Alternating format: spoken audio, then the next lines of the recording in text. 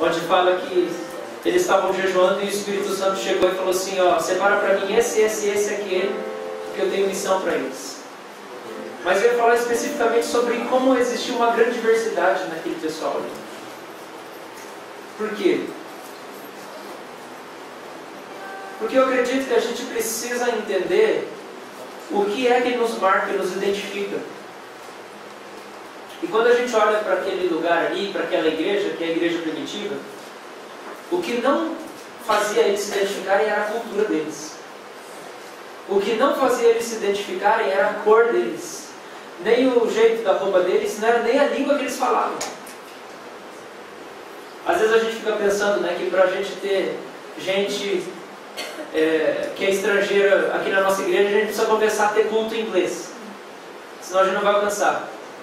Não era nem a língua que unia o pessoal lá em Atos capítulo 13.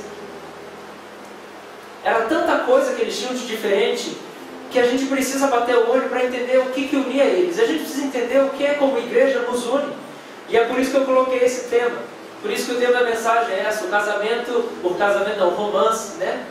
Como o romance ele pode existir entre o céu e o inferno, os punks e os pagodeiros, os calvinistas e os arminianos. Gente tão diferente, de cultura diferente, de estética diferente, de aparência diferente, de natureza diferente, mas tem um negócio que é incomum. E talvez você possa pensar assim, pastor, é muito radical quando você fala que existe um romance entre o céu e o inferno. Eu falo, mas então você não entendeu ainda o que é o inferno e o que é o céu. Porque o céu é uma pessoa que se chama Jesus. Por isso, se Jesus estiver no inferno, é lá que eu quero ir depois que eu morrer.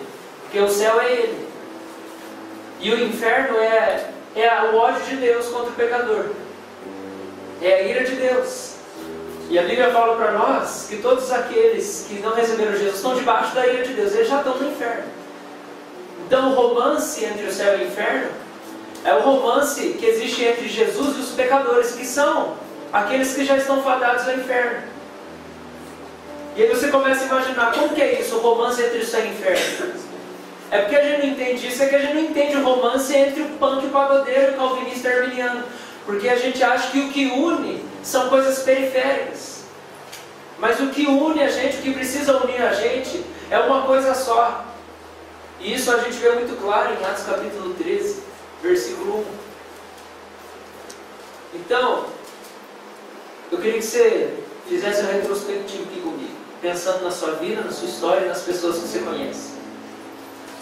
Algumas igrejas têm dificuldade de lidar com a diversidade da classe social. Então a igreja é marcada por gente rica ou gente pobre, ou gente classe média. Ela tem dificuldade de lidar com uma classe que seja diferente da dela. Algumas igrejas têm dificuldade, né? Tem gente que tem dificuldade de dialogar com a liturgia. Tem gente que está com... A igreja ela é uma liturgia tradicional, ela é uma liturgia engessada, tem começo, meio e fim, vírgula, e nada pode mudar. E se acontecer alguma coisa diferente, ela vai falar assim, a nossa essência está morrendo. Ou então, se a pessoa for uma igreja que não é daquele jeito, ela vai falar, não, isso aqui não é igreja para mim. Porque para ela a identidade dela é a liturgia. Ou então, um outro extremo. Gente que se sente identificado por uma liturgia extremamente informal, que é o que a gente fez aqui hoje, né? Hoje a gente tinha letra de 2 músicas e os outros 50 minutos foi oração cantada, tipo musical. Moulin Rouge ou Os Miseráveis, cantando ou aqueles filmes da Disney, né? Que me marcaram muito sempre, as musiquinhas do Pateta, e sempre muito emocionante. Rei Leão, Hércules. Então a pessoa está acostumada, eu lembro disso. Eu lembro que no ensino médio eu tinha um amigo numa igreja pentecostal, e no colégio a gente tinha mais ou menos só 3 de nós éramos convertidos. E 3 de nós estávamos assim, no fogo, querendo viver para Jesus e tal. Então, esse rapaz, eu fui na igreja dele, eu falei, cara, vamos lá na minha e tal. E aí ele foi na minha, e ele falou assim, cara, isso aqui é a igreja católica. Era a central. Era um culto das 11 horas da manhã do domingo. Ele falou, cara, é a igreja católica assim, olha só esses vitrais, olha só o órgão, tem até a folhinha que diz tudo que você vai fazer. A igreja católica, eu falei, não é, cara. Então, as pessoas às vezes se identificam e elas dizem assim, não, eu sou por causa da classe social, outras não, eu sou por causa da liturgia, que ou é formal demais, e se não for isso, isso não é culto, ou então é liberal e totalmente livre, e aí se eu for num bar que for conservador, aquilo também não é um culto. Há pessoas também que têm dificuldade de lidar, né, com o pentecostal ou não pentecostal. Então o cara, ele está num ambiente onde existe uma cultura onde as pessoas falam em línguas e profetizam, e isso acontece quase que todo culto. E aí quando ele chega numa igreja onde não tem isso, ele fala, não, aqui não tem o Espírito Santo. Pregação para ele não vale, para ele vale só a super exaltação de algum dom espiritual. Ou então o contrário, né? Eu acho que a gente às vezes corre um risco disso aqui pela nossa tradição histórica. A gente gosta tanto de pregação que às vezes a gente vai para um culto de uma igreja e se não tem a pregação do jeitinho que a gente está acostumado, a gente fala, não foi bom esse culto. A gente idolatra o dom de ensino. A gente está fazendo igual o pentecostal que idolatra o dom de línguas e fala assim, ninguém orou, então isso aqui não é um culto de verdade. A gente tem também na igreja dificuldade às vezes para dialogar na diversidade cultural. Tem igreja onde é só de terno que se pode pregar. E tem igreja em que o cara é obrigado a não vir de terno. Uma vez, quando a igreja estava começando ainda, eu trouxe um amigo meu, o pastor Tony, para pregar aqui. E aí, o Sérgio era a única pessoa tatuada que tinha na igreja, nem nada disso. Só que já era um pouco informal, né, o nosso culto. Ele ficou super constrangido, porque ele estava de terno. Ele falou, cara, como é que você não avisou? Eu falei, não avisei o quê? Não tem problema, pode vir de terno, né? Então a cultura, né, o gosto da música, se acontecer como eu planejei, hoje eu vou passar uma música que vai falar sobre o que eu estou tentando desenvolver daqui a pouco. E é uma banda de hardcore. Mas a gente já passou outras coisas aqui também. E tem gente que tem dificuldade de lidar com uma cultura diferente. Vamos caminhar mais um pouco. Estilo de música, já falei. Na igreja também tem gente que tem dificuldade para ter contato com a diversidade de gosto. Gosto. E aí isso é infinito. E essa aqui então? E a diversidade doutrinária? A gente acha que o que faz a gente ser igreja é o que a gente entende da Bíblia.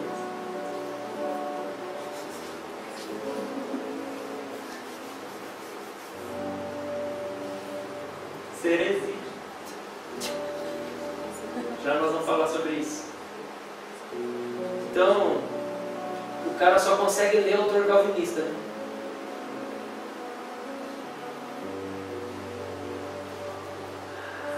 Gente, tem muito mais coisa, né? Estilo ministerial, usos e costumes, né? Igreja em célula, não pode ser. Ou então o cara que fala assim, não é em célula? Então Deus não está agindo lá, vocês estão por fora, se não é em célula. Então tem gente que muda de igreja por causa da pregação e não está nem aí com o estilo do culto. E tem gente que muda de igreja por causa das pessoas, não está nem por causa da doutrina. Aliás, o cara não sabe nada, se falar de doutrina ele não sabe nem o que é. E assim por diante, as coisas acontecem. O que eu quero dizer é o seguinte, todas essas coisas que a gente falou não devem nos identificar como igreja. Ou melhor, não devem ser a nossa marca principal, a nossa identidade, nem a nossa essência. E é por isso que Atos capítulo 13 é o texto que eu queria usar se eu fosse explicar nos mínimos detalhes, mas eu não fiz isso. Quem sabe você tem vontade, vai lá fazer isso. Porque lá em Atos 13 a gente vê gente completamente diferente. Tem um cara lá que é colasso de Herodes, ele mamou na mesma ama de leite que Herodes. Tem cara lá, tem o Níger, quem que é o Níger? Lúcio de Cirene. Tem o outro Níger lá, quem que é o Níger? Ninguém abriu lá? Ninguém? Simeão. O Simeão Níger. O cara provavelmente, bem provavelmente, ele é azulão. E nós temos gente que é crescido do farisaísmo, nós temos gente que nunca teve religião na vida inteira. Gente de cultura completamente diferente, de língua completamente diferente, e isso unia isso. A questão é o que nos une como igreja, se não é nada disso que a gente acabou de falar aqui. Se não é nem doutrina, gente. Não é nem doutrina. Mesmo que a gente ame doutrina, a gente ama o ensino. Mas Deus começou a ministrar no meu coração essa semana, que a gente estava lá na praia, e eu fui pregar lá na igreja de Navegantes. E aí a palavra que Deus ministrou foi 1 Coríntios capítulo 8, que Paulo fala assim: o conhecimento ensoberbece. Se alguém acha que sabe, não sabe nada. Mas o amor edifica. Então como que a gente pode dizer que essa deve ser a nossa marca? E as outras coisas, elas não são tão importantes. Eu queria que a gente abrisse agora eu quero que a gente abra. Não desisti, não quero mais. Você está doido para abrir a Bíblia, né? Você consegue ouvir uma pregação sem abrir a Bíblia? Só ouvir a citação da Bíblia? Está entendendo? É disso que eu estou falando. Quando a gente dá um bizu, lá em Apocalipse capítulo 2, eles têm um monte de coisa boa. Sabe qual que é uma das coisas boas que eles têm lá em Apocalipse capítulo 2, que é Jesus falando para a igreja de Éfeso? É uma coisa que ia fazer a gente vibrar assim. Eles rejeitam as heresias. O povo de Éfeso, lá em Apocalipse capítulo 2, eles rejeitam as heresias. E Jesus fala assim, ó, like para você. Isso aí é muito bom, viu? Doutrinariamente vocês estão redondinhos. Mas qual que é a coisa que mais chama atenção na igreja de Éfeso? É uma coisa ruim. A coisa que mais chama atenção na igreja de Éfeso, apesar de tudo de bom que eles têm, é: eu tenho contra vocês que vocês abandonaram o primeiro amor. E se vocês não voltarem atrás, porque ele fala assim, vocês abandonaram o primeiro amor, eu quero que vocês voltem atrás. Olhem bem onde que vocês caíram. Quando foi que o amor de vocês começou a esfriar? E vocês possam voltar a amar do jeito que vocês amavam.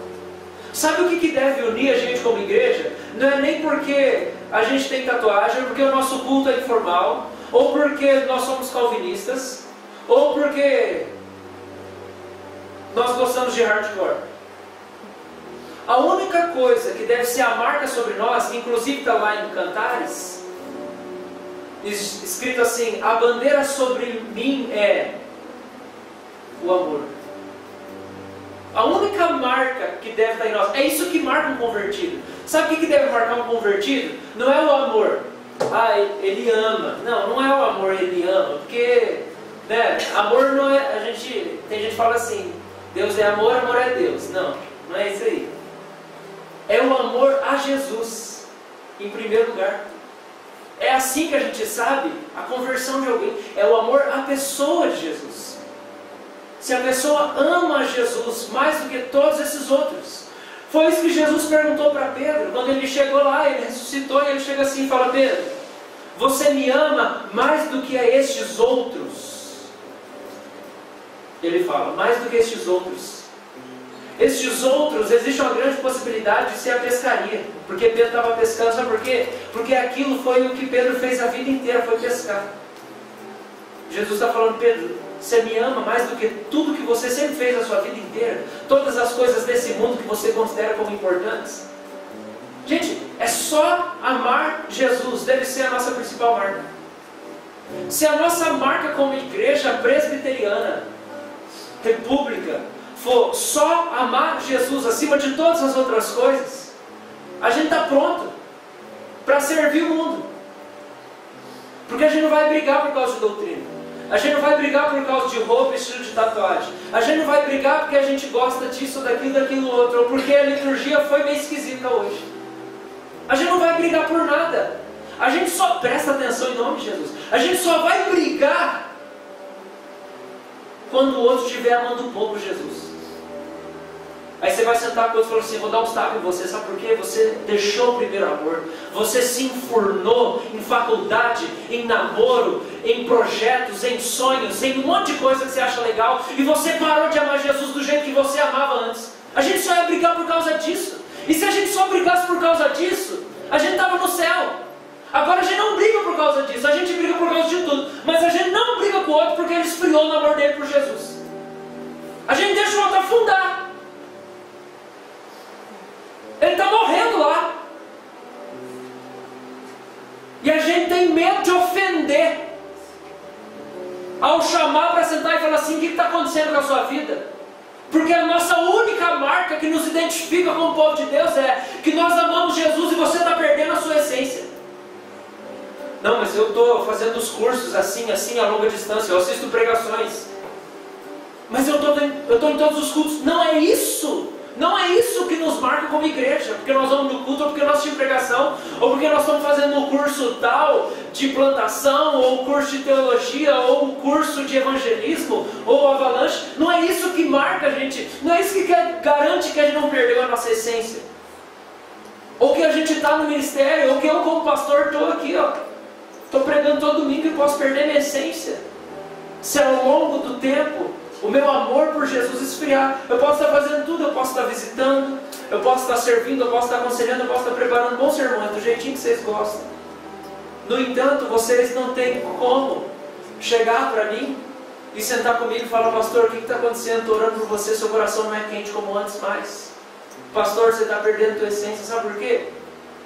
Porque a gente ainda acha que a nossa essência é a doutrina certinha. Pregação boa, louvor bom, comunhão. Nossa essência não é comunhão. Pregação boa não é nossa essência. Isso tudo é consequência de quando a gente tem a nossa essência dentro de nós. É comunhão que flui. É pregação boa que flui, porque é o Espírito que está pregando. É louvor bom que acontece. É quebrantamento que acontece. É perdão que acontece. E se a gente começasse a brigar uns com os outros só por causa disso? Primeiro a gente já precisa começar a bater no nosso peito e brigar com a gente mesmo, né?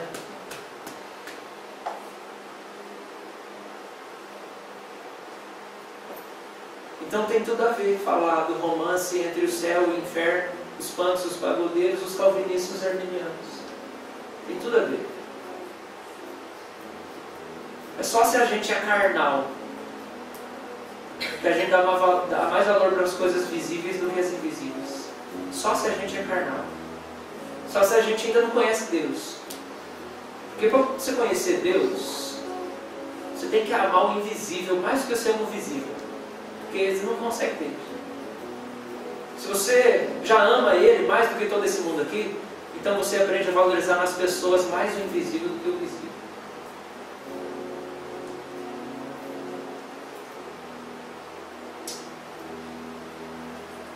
Então, quando nós não amamos Jesus acima de tudo, quando a gente não protege isso como a principal marca de nós como igreja, fica difícil conviver com quem é arminiano. Fica difícil conviver com quem é sertanejo, com quem é tradicional, com quem é sistemático, com quem é rico, com quem usa mini saia. Fica difícil, porque às vezes a gente está achando que a nossa essência é usar roupa decente. Essa não é a nossa essência. A nossa essência é amar Jesus acima de tudo. Aí quando a gente não vive ela, a gente acha difícil conviver com quem usa mini saia, com quem usa decote. Porque está falando: você não tem a mesma essência que eu. É verdade, talvez não tenha. Mas você não vai brigar por causa disso. Paulo fala o seguinte: a única coisa que a gente pode dever uns para os outros é o amor. Porque a gente ainda está brigando para tentar caminhar nele, entre nós e Deus. E é a única coisa pela qual a gente deve brigar nessa nossa vida.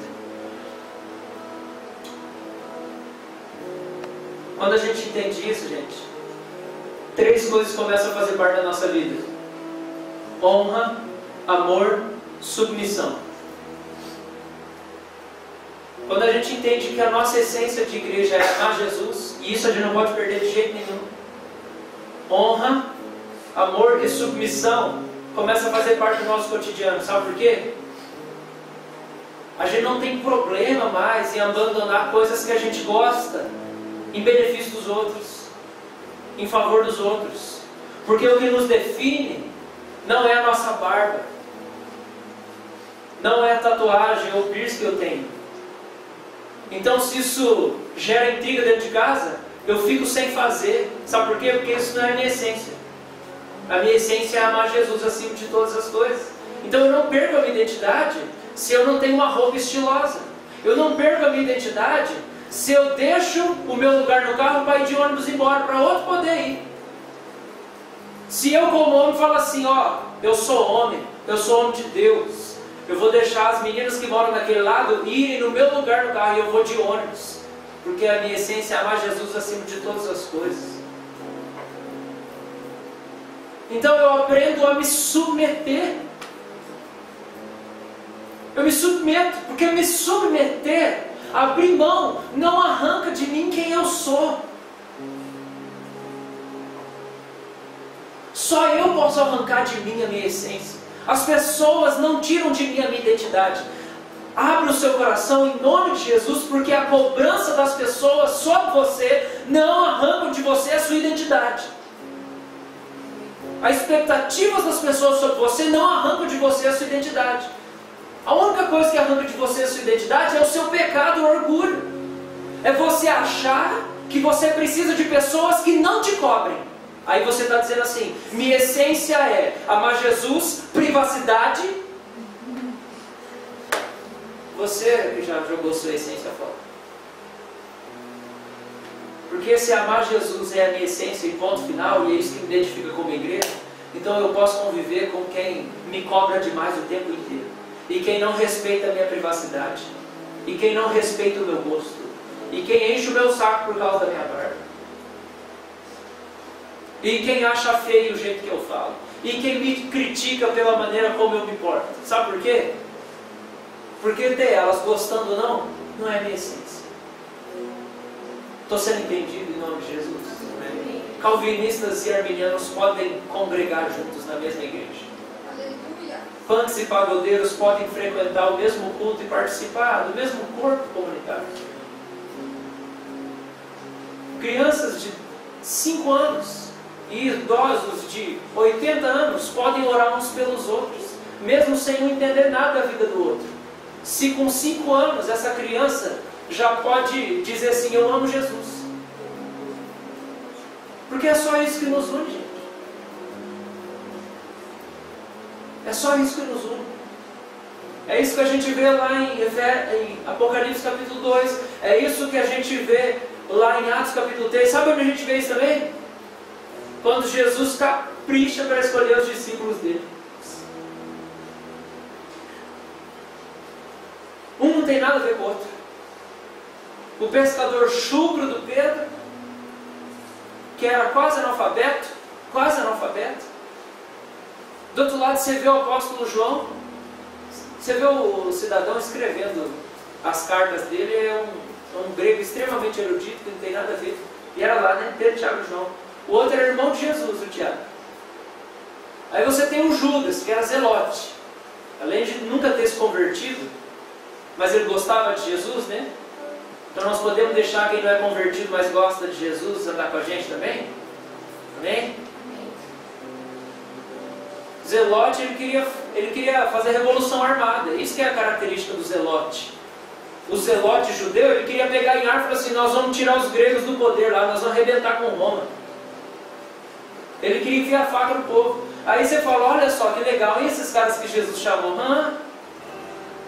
E o outro traidor lá, o Mateus, cobrador de imposto. Tudo a ver um com o outro, né?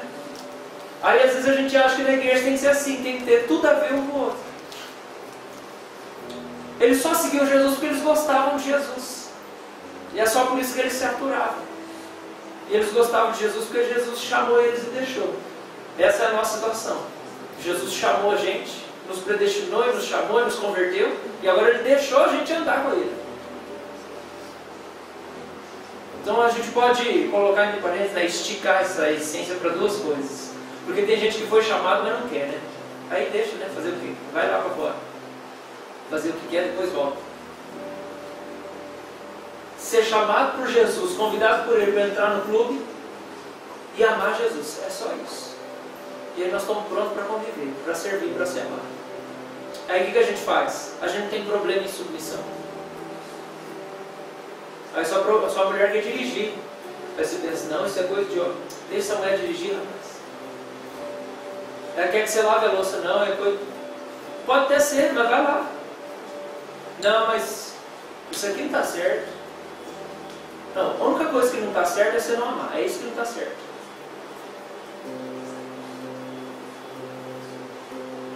Às vezes a gente quer ensinar assim. Não, porque isso não está certo. É. Mas desse jeito você também não está corrigindo. Jonathan Edwards falava um negócio bacana que eu vou ler aqui para vocês.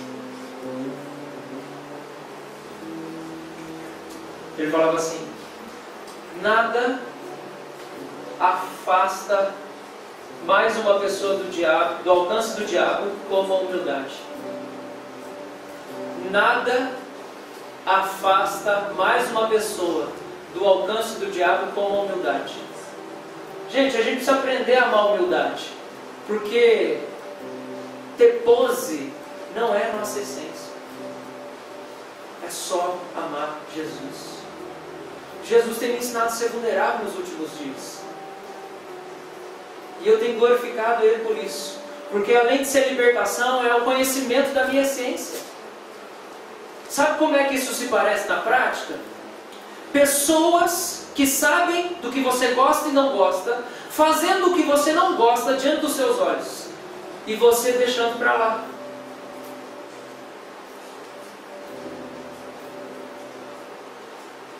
É com isso que se parece alguém que encontrou a sua essência.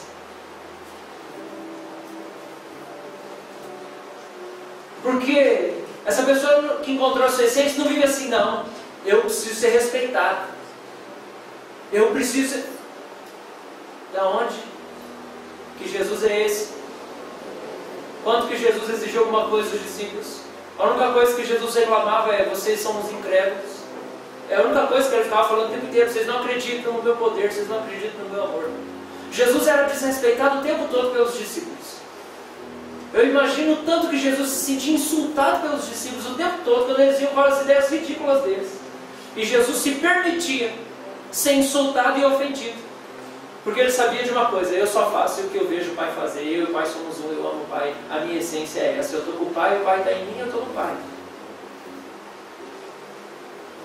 Nós não estamos desmantelando a igreja, jogando fora a comunhão e a doutrina, mas nós estamos dizendo que todas essas coisas só vão acontecer de uma maneira saudável no nosso meio, se lá no centro de todas elas tiver a gente bem resolvido, sabendo que o que nos define é, antes de qualquer outra coisa, debaixo de qualquer outra coisa, o nosso amor por Ele. Nós amamos Ele, Ele nos ama e nós amamos Ele de volta.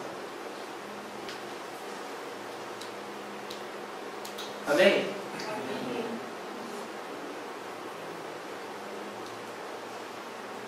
A gente precisa aprender um pouco com a Igreja Católica. A gente precisa aprender com a Igreja Católica. Sabe por quê? Porque ao longo da história, os protestantes eles decidiram que eles iam se reunir em torno de conceitos que seriam verdadeiros. E aí o racha da Igreja Católica aconteceu por isso. Que aos olhos de Deus eu acho que não é nada parecido com o que a gente vê, né? A gente acha que a gente rachou, né, e criou coisa que não existia, mas a gente só criou denominação e instituição. Foi só isso só que a gente fez. E aí a gente na Reforma Protestante falou assim: vocês estão errados.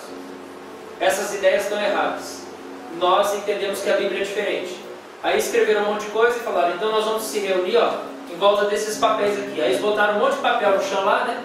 90 e tantas teses, instituição da religião cristã, as coisas que o Calvin escreveu, um monte de coisa bacana. E aí falou assim: então gente, Antes o centro lá era o Papa, agora vocês saem de lá e vão centralizar em volta dos papéis. E a gente se reúne em volta dos papéis aqui, porque esses conceitos são os conceitos certos. E a Reforma Protestante foi isso. A gente para de seguir o Papa, entendendo que ele é Deus, e a gente olha para a Bíblia e fala que ele é Deus. Quase que isso. Muita gente foi para esse lado. Mas os católicos têm um negócio que a gente precisa aprender com eles. Sabe o que é? Alguém já ouviu falar da teologia da libertação? Surgiu, sabe onde? Dentro da Igreja Católica. E existe ainda até hoje. Né? Alguém já ouviu falar da renovação carismática? Sabe onde que surgiu? Na Igreja Católica. E está lá até hoje. Sabe o que a teologia da libertação fala? É que a verdadeira libertação e a salvação de Jesus, ela é física e política. Ela é aqui, ó. Nós vamos trazer justiça social para cá. E é a gente que vai fazer. Essa é a teologia da libertação, eles são católicos. E a renovação carismática são peteca, que não é nada novo para nós. Olha aqui, ó. Não tem nada a ver um com o outro. No entanto, sabe o que eles são? Católicos. A gente precisa aprender isso com eles. A questão é, eles se reúnem em torno do Papa.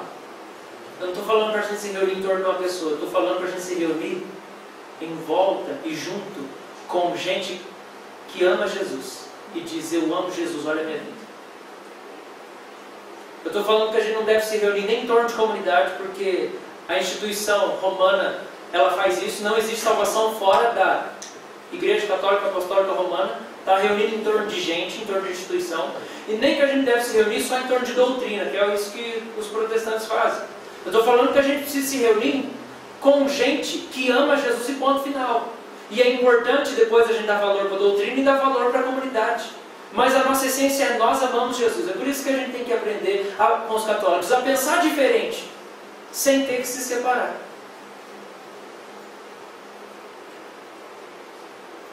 A igreja não deveria ser a reunião daqueles que entendem doutrinas, mas a reunião daqueles que amam aquele que não entendem. Vou ler de novo. A igreja não deveria ser a reunião daqueles que entendem doutrinas, mas a reunião daqueles que amam aquele que não entendem, que a gente não consegue entender Deus. Mas sabe o que a gente faz? A gente é tão soberbo. A gente vê uma pontinha do dedinho do pé de Deus. Aí a gente fala, é assim, ó. Nesse formato, tem essa base aqui, que dá esse brilho. Tem essa cor, tem esse cheiro. E é assim. Aí chega outro e fala assim, não, eu vi a pontinha do dedinho de outro jeito. Aí separa, entendeu? Mas a gente viu só uma pontinha, gente. Entender e conhecer é importante, mas não deve ser o centro, o eixo.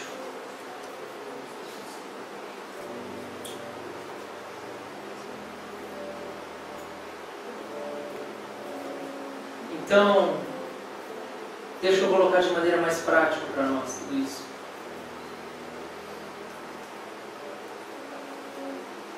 Tem gente que erra porque não entende. Tem gente que erra que não entende. A própria Bíblia fala isso. Ela fala assim, que a vida de prostituição e de moralidade sexual existe porque as pessoas não conhecem Deus.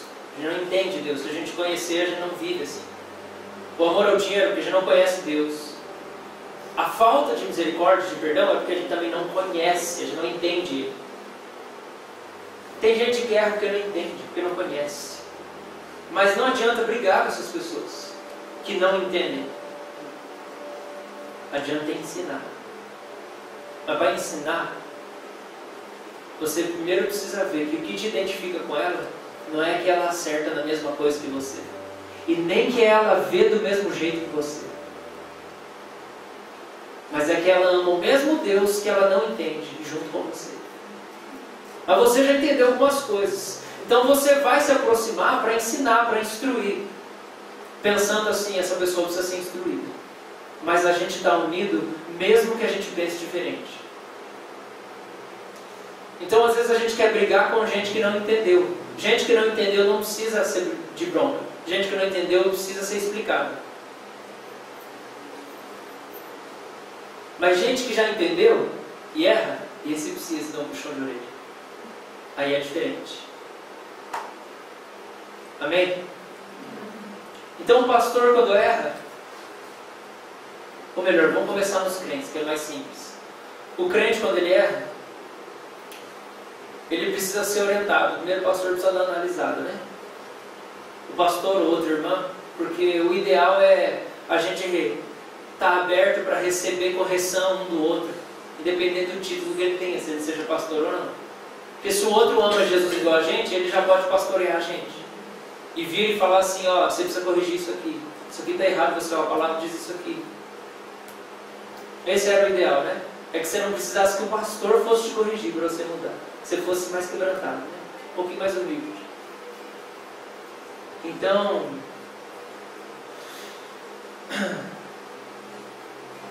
Bruno, você vai solar na minha pregação?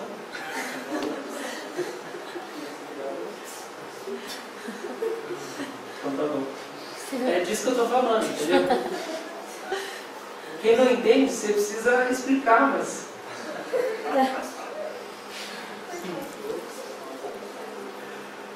Então, quando o irmãozinho erra, a gente precisa ver se ele sabe por que ele está errando. Primeiro, a gente precisa ver se ele sabe que aquilo é pecado. Segundo, a gente tem que ver se ele sabe por que aquilo é pecado. E aí a gente se aproxima dele para explicar e fazer compreender aquilo que ele não compreendia. A gente não fala dele para os outros, a gente não xinga, e a gente não chega e briga na frente dos outros, mas a gente vai amar. Então a gente vai sondar o coração e conhecer a consciência dele. Se o irmãozinho já sabe que é errado, e ele já entende, você vai falar com ele. Fala assim, ô, você perdeu a noção? Vamos voltar à sanidade. Vamos voltar. E aí ele não entende?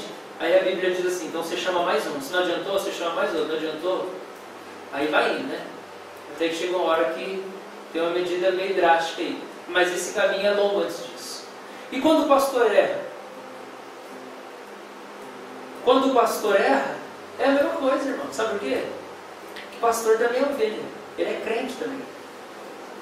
Ele também é humano. Então quando o pastor erra, o que a gente faz? A gente faz complô?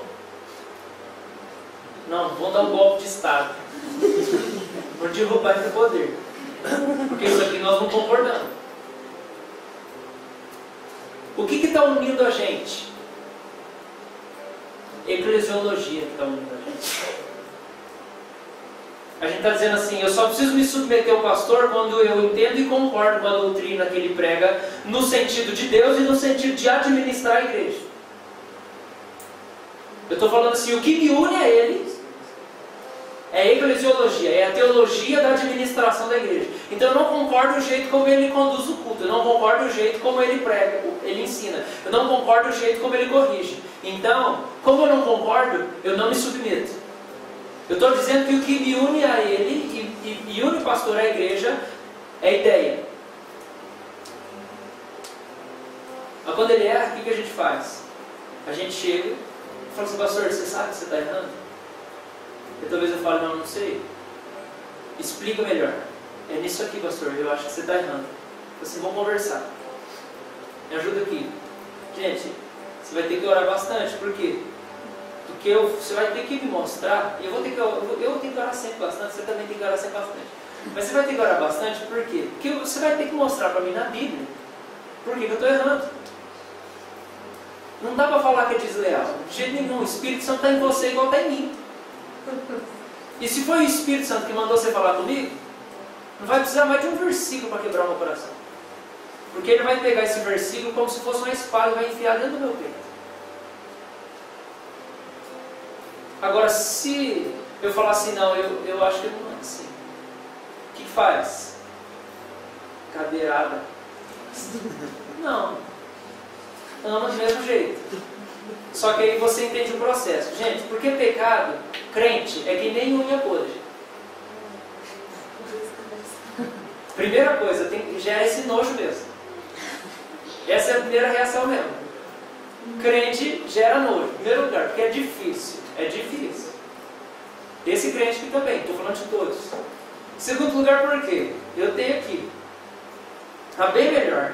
Só que como que você faz? Você tem que passar todo dia o remedinho. Aí você pensa assim, pô, mas estou passando remédio e não adianta nada. Sabe por quê? Porque tem que nascer a unha nova. Você tem que esperar. E nascer unha demora, hein? Demora, hein? Você fica meses ali passando aquele negócio. Então às vezes você está fazendo o que é certo, porque você está instruindo, você está exortando, você está assim, Santo Deus, eu estou há 12 meses instruindo aquela igreja. Por quê?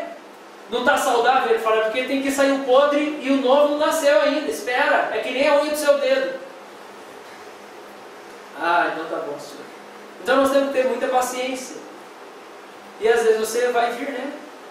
E fazer isso, e eu falar assim, não, eu acho que não é assim não, meu filho. E aí você vai orar bastante para Deus quebrar no coração. Enquanto isso, você não rebela não. Porque liderar com gente medindo força é a pior coisa para todo mundo. Jesus fala assim, uma casa dividida em si mesma já está derrotada. Sabe quando ele fala isso? Quando os fariseus falam assim, esse Jesus aí tem Satanás, tem demônio dentro dele. Aí Jesus fala assim, ele fala assim, esse Jesus está expulsando o demônio pelo poder do próprio demônio. Jesus fala, vocês estão loucos, o demônio vai expulsar o demônio? O inferno vai morrer sozinho desse jeito, eles não são tão burros assim. Mas às vezes a gente é, né? Porque a gente mesmo expulsa o outro aqui dentro. É disso que eu estou falando, a gente discorda do outro e a gente já decepa o outro fora da nossa vida. Você não, pá. Não, pastor, não é assim, não concordo. Pá!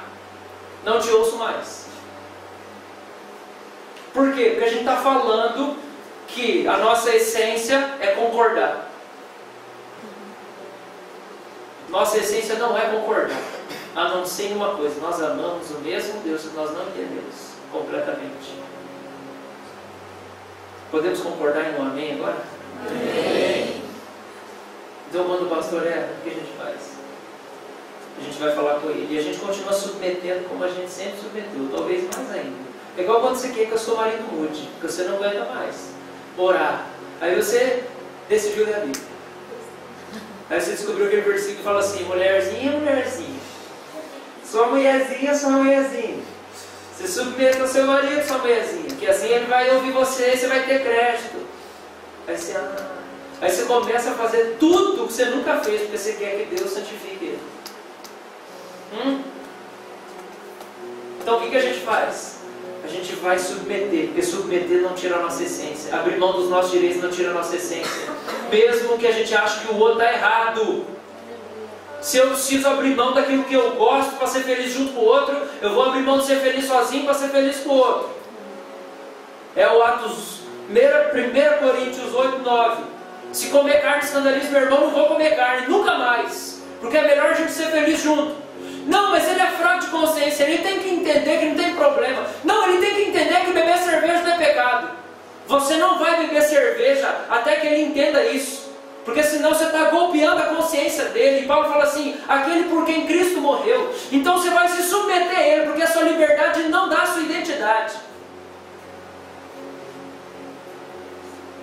E aí quando o outro não entende, não tem problema, você vai abrir mão e você vai se submeter à ignorância dele para poder amar ele e servir ele. Porque a gente tem que estar unido. Amém? Amém. Eu preciso fazer isso, irmãos. Você imagina a dor que é isso? A dor de conhecer coisas que você queria que as pessoas já entendessem e elas não entendem, e você precisa esperar anos da vida delas passarem para elas poderem entender, e até lá não adianta você fazer nada. Você entende essa dor? Quando você tiver um filho, você vai entender isso. Talvez eu não tenha um filho biológico, mas eu tenho filhos espirituais aqui que geram às vezes em mim essa dor. É o pai querendo que o filho entenda, mas ele não vai entender. E não adianta você brigar com ele. Você precisa se submeter à ignorância dele e amar ele e honrar ele desse jeito. Sabe por quê? Porque o que nos une não é que a gente concorda. O que Mazune não é que a gente fala igual, que a gente anda igual, que a gente faz igual, que a gente comporta igual, que a gente faz culto igual, que a gente ora igual, ou que a gente tem maturidade igual. Ou nós achamos que nós íamos virar uma igreja onde todo mundo é maduro. Da onde? Não existe. Nós vamos ter gente de todo quanto é tipo. E por isso a gente vai restringir muito a nossa liberdade. Porque a gente vai estar em 15, 20 anos de caminhada, mas vai ter um que vai ter um mês de convertido. E a gente vai restringir muito. É por isso que Paulo termina o capítulo 9 falando assim: por isso eu reduzo o meu corpo à escravidão, para não ser desqualificado na pregação do Evangelho. Ele fala assim: eu sei de tudo que eu posso, de toda a liberdade que eu tenho, mas eu não vou usar essa liberdade, porque isso vai golpear a consciência das pessoas que ainda não entendem isso. Sabe por quê? Porque a minha essência é ser escravo de Jesus, é amar Jesus com tudo que eu sou. Essa é a minha essência, não é desfrutar da minha liberdade. Quando a gente acha que a nossa essência de gente impactada do Evangelho é desfrutar de toda a liberdade desse mundo aqui, a gente está completamente enganado. Isso é carnalidade. Isso é carnalidade. Quando a gente acha que privacidade tem que ser uma marca da nossa essência, isso é mentira. Jesus não tinha privacidade de coisa nenhuma. Ele não tinha privacidade. Não, pastor, mas isso é difícil demais. É difícil demais, é por isso que eu vou respeitar você na sua ignorância, enquanto você ainda não entende isso.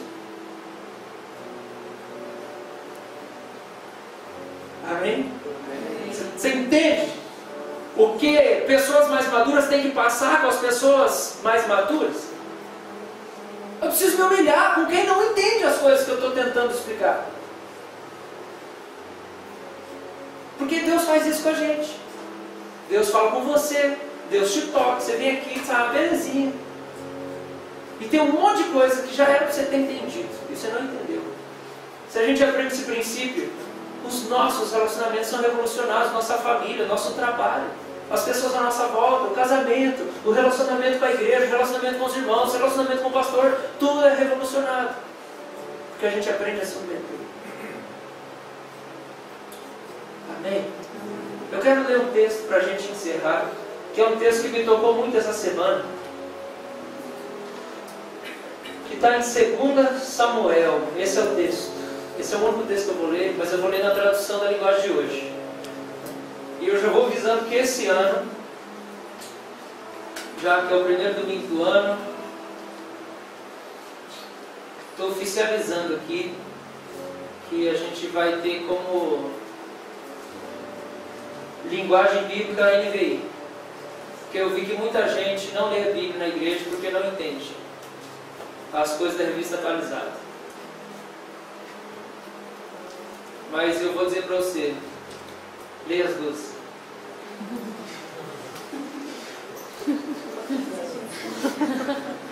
Mas se for comprar, compra NVI.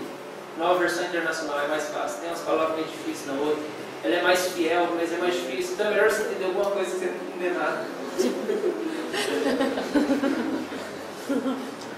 2 Samuel capítulo 15.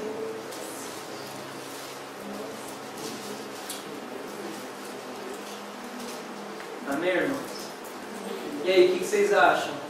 O que vocês acharam do culto de hoje? Dá para ser crente aqui ainda? Que hoje eu fiquei sentadinho aqui. Tem a ceia ainda. Cadê a mesa, Sérgio? Pode trazer.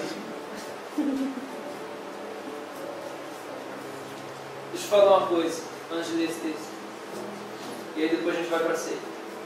Vou falar texto.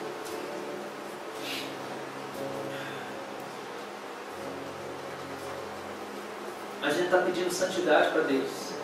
Não está pedindo? Deixa eu fazer uma pergunta. Tá. Quem entende o que é santidade? Levanta a mão. Alguma noção mínima? Levanta a mão, só para eu saber. Minimamente.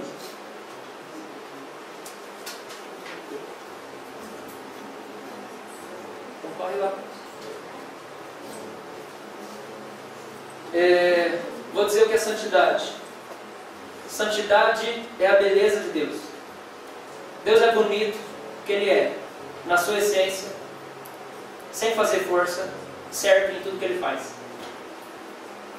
Deus não consegue errar. Ele não precisa fazer força para fazer o certo. Ele pode fazer o que Ele quiser, que sempre vai estar certo. Porque Ele é santo, totalmente. Isso é santidade. Então quando a gente fala assim, Deus, eu quero santidade, eu estou dizendo, eu quero aprender a ser certo sem ter que ficar fazendo força para ser certo. Isso é muito atraente. Ok? Então nós estamos pedindo assim, Deus, dá santidade para nós. Nós queremos ser como o Senhor sem ter que ficar, né, esgurlindo. Né, se contorcendo e tal. Aí Deus vai começar a dividir os sentimentos do coração dele para nós. Certo? E Ele vai dividir alegrias que Ele tem conosco. Sabe qual que é a maior alegria de Deus? Ele mesmo.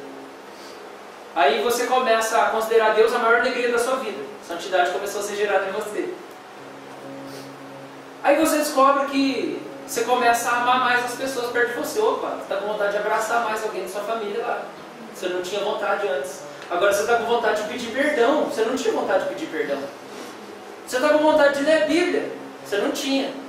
Por quê? Porque você está descobrindo que Deus gosta de pessoas também.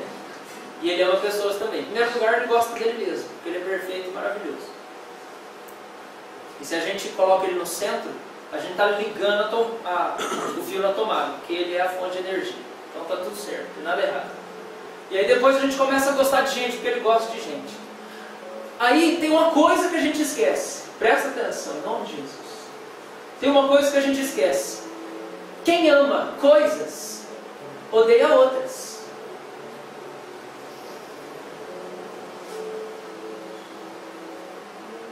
Se eu amo preto, eu odeio verde. Ou melhor, eu odeio branco. Se eu amo doce, é difícil gostar do amargo, hein? Deus tem as coisas que Ele gosta e as coisas que Ele odeia. Na santidade existe isso também. Deus ama a sua glória, Deus ama pessoas.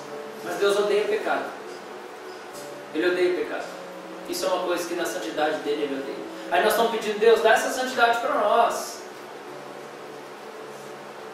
Aí o que começa a acontecer na nossa vida? Deus faz a gente gostar de coisas. Mas aí existem momentos onde a gente começa a se sentir incomodado. Porque Deus está querendo ensinar a gente a ser como Ele. Se submeter como Ele se submete. Aí a gente acha ruim, a gente não entende por quê. Então você pensa assim, Deus, por que o meu pai e minha mãe estão me infernizando tanto? Por que meus irmãos são tão difíceis? Por que aquele irmão da igreja? Aí Deus fala assim, meu filho, você está orando por santidade? Você não quer sentir o que eu sinto? Eu tenho que lidar com pessoas difíceis o tempo inteiro, inclusive você. Aí Paulo fala lá em Filipenses assim, eu quero conhecer o poder da sua ressurreição e a comunhão dos seus sofrimentos. Eu amo tanto Jesus que eu quero sentir tudo que Ele sente, até o sofrimento dele. Isso é santidade. Então Deus começa a fazer coisas na nossa vida. E aí nós estamos dizendo assim, a única coisa que é a minha essência é amar Jesus. Aí você vai perdendo coisa. A gente voltando da praia, eu estava falando no carro assim, o que significou esse ano para mim? Resumindo, né, em uma cor. A gente fez essa brincadeira lá. Para mim esse ano foi cinza. Por quê? Porque cinza é o ano do outono. No outono as folhas caem e tudo que está velho cai. E aí vai nascer o que é novo. Eu sinto que Deus arrancou um monte de coisa que eu não precisava na minha vida. Era só tranqueira. Precisa agora me ajudar a arrumar meu armário. Está cheio de tranqueira. Mas na minha vida eu senti isso, que foi ficando. Mas quando vai tirando, a gente acha que é coisa ruim. Não, Deus, por que o Senhor está tirando? Ele está tirando porque Ele está te ensinando santidade. Santidade é sentir o que Ele sente, é gostar do que Ele gosta e odiar o que Ele odeia. Então a gente vai conviver para entender isso aí. A gente vai submeter, a gente vai ser ferido e ficar em silêncio, que é o negócio que Ele faz. E esse texto aqui fala um pouco sobre isso. 2 Samuel, capítulo 15.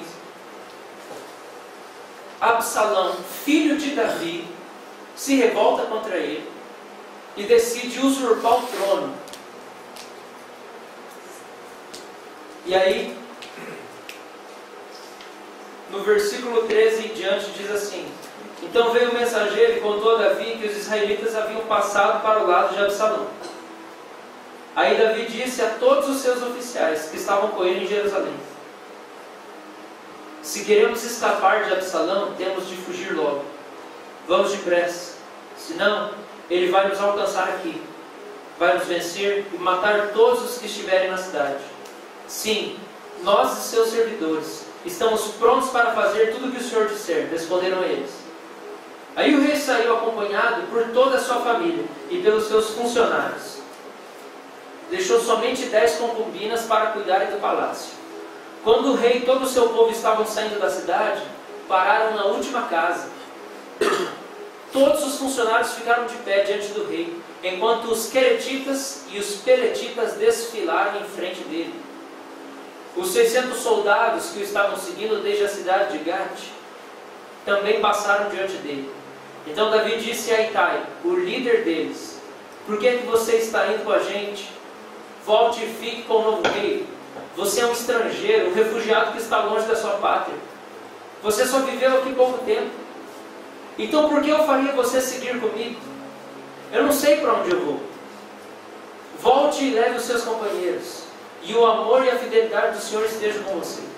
Porém Itai respondeu: ó Senhor, eu juro, em nome do Senhor, o Deus vivo, que irei sempre com o Senhor, aonde o Senhor for, onde quer que for, ainda que eu morra por causa disso. Muito bem, respondeu Davi, então passe adiante. Itai foi em frente com todos os seus homens e os seus dependentes. Enquanto os seguidores de Davi saíam, o povo chorava alto. O rei atravessou o riacho de Cedron, e todos os seus homens também, e foram na direção do deserto. Zadok e os sacerdotes estavam com eles, e também os levitas, carregando a arca sagrada da aliança. Os levitas colocaram a arca no chão, até que todo o povo acabou de sair da cidade. Abiatar também estava ali. Então o rei disse a Zadok: leve a arca da aliança de volta para a cidade. Se o Senhor está satisfeito comigo, um dia ele me deixará voltar para ver a arca e a casa onde ela fica. Versículo 26. Mas se ele não está satisfeito, que faça comigo o que quiser. E Davi continuou a falar com Zadok: olha, leve seu filho Ahimaás, também Jonas, filho de Abiatar, e volte em paz para a cidade. Enquanto isso eu vou ficar esperando nos caminhos do deserto, até receber notícias de vocês. Então Zadok e Abiatar levaram a arca de volta a Jerusalém e ficaram lá. Davi subiu o monte das oliveiras, chorando. Ele estava descalço e havia coberto a cabeça em sinal de tristeza. Todos os que seguiam cobriram a cabeça e também choravam. Quando contaram a Davi que Aitofel havia passado para o lado de Absalão, ele disse: ó Senhor Deus, faz com que os conselhos de Aitofel atrapalhem os planos de Absalão. Quando Davi chegou ao alto do monte, onde havia um lugar de adoração, o seu fiel amigo Uzai, da família dos Arquitas, foi encontrar-se com ele ali. Uzai estava com as roupas rasgadas e tinha posto terra na cabeça em sinal de tristeza. Davi lhe disse: não venha comigo, pois isso não me ajudará. Mas você poderá me ajudar, fazendo com que os conselhos de Aitofel fiquem sem efeito. Quando voltar à cidade, diga a Absalão: ó rei, eu agora vou servir o Senhor como servia seu pai. Os sacerdotes Zadok e Abiatar vão estar lá, e você contará a eles tudo o que ouvir no palácio do rei. Os filhos deles, Ahimaás e Jonatas, vão estar lá também, e você poderá me mandar por eles todas as informações que conseguir. Então Uzai, o conselheiro particular de Davi, foi e chegou à cidade justamente quando Absalão estava chegando lá. Gente, eu acho muito emocionante isso aqui. Sabe por quê? Eu vejo um negócio aqui chamado lealdade e unidade. Eu ia passar uma música que fala sobre isso. Quem sabe dá tempo. Davi está fugindo junto com os seus. E o pessoal começa a ir atrás dele. E Davi está lá, falando: Deus, se o Senhor tirou esse trono de mim, o Senhor que sabe, o Senhor que manda todas as coisas. E foi o próprio filho de Davi que fez isso. Davi está passando por uma outra cidade, daqui a pouco uma galera daquela cidade, e o líder daquela cidade chega e fala assim: nós vamos com você. Ele fala assim: mas por que você está fazendo tal loucura? Por que você vai comigo? Você é estrangeiro, o que você está fazendo aqui? Você acabou de se estabilizar, cara. Você vai abandonar tudo que você está conquistando para poder ir comigo? Ele fala: de jeito nenhum, Davi. Eu vou com você porque eu te considero muito. Gente, isso é lealdade. Isso é lealdade. Lealdade é fruto de unidade. E unidade é fruto do amor que existe quando a gente se une por aquilo que importa. Depois passam algumas pessoas e vão chorando para Davi, e começam a chorar e falam: Davi, eu quero ir com você, Davi, eu quero ir com você. Eles amavam tanto Davi e honravam ele como rei, como homem de Deus.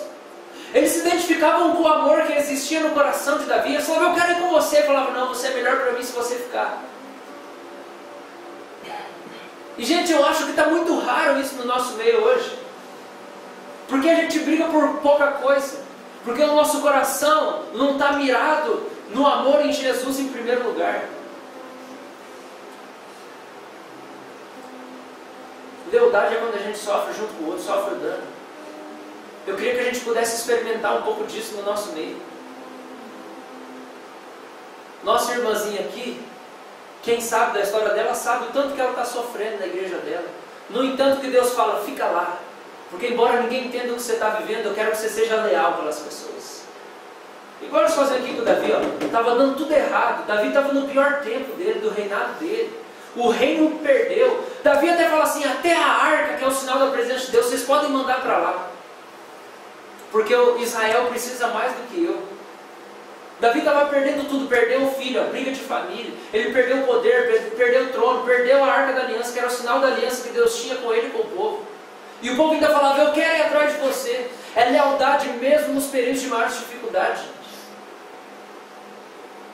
Isso é o que deve nos unir. Isso é o romance entre os calvinistas e os arminianos. Isso é o romance entre os punks e os pagodeiros, entre o céu e o inferno. Isso é o romance entre nós, que precisa existir. Eu senti um pouquinho disso nesses dias em que eu fiquei doente, porque o Léo me levou para cima e para baixo, ficou comigo no hospital, fiquei sozinho lá, ele me fez comida, me fez chá. Ontem até a mãe dele entrou para a festa lá e fez arroz, e cuidaram de mim um monte. E eu falei: Léo, eu confio em você, sabe por quê? Porque eu só confio em quem me honra. A gente só pode confiar em quem honra a gente, só em quem é leal a gente.